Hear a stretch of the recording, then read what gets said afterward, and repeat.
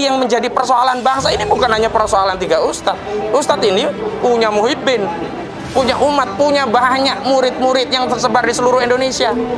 Jadi kezaliman kepada para ustadz ini juga kezaliman kepada murid-muridnya, juga kezaliman kepada umat, kepada kaum muslimin.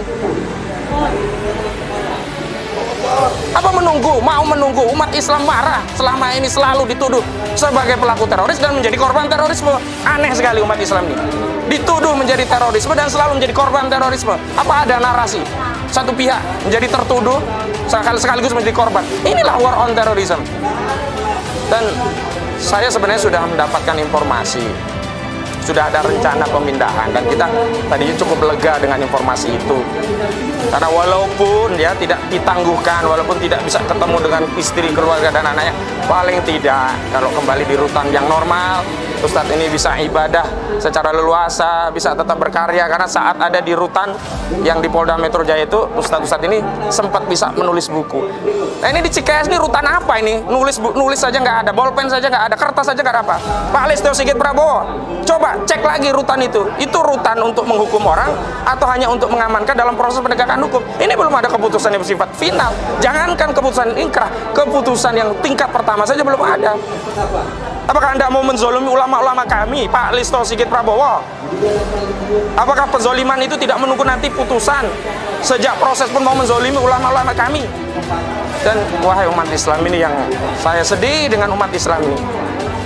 Umat Islam itu harus bersatu, harus menolong. Al-muslimuna akhul muslim, la yazlimuhu, wa la yuslimuhu, wa la yahduluhu. Jangan ketika ada penangkapan pada ustadz merasa nyaman, tenang, yang penting bukan saya.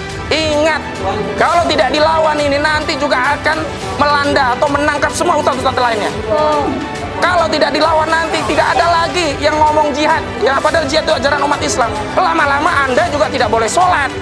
Kenapa? Karena ini sebenarnya ada narasi kebencian terhadap Islam dan kaum muslimin. Bukan hanya kepada Ustadz Farid Ogbah, bukan hanya kepada Ustadz Anung Alamat, bukan hanya kepada Ustadz Ahmad Zainan aja.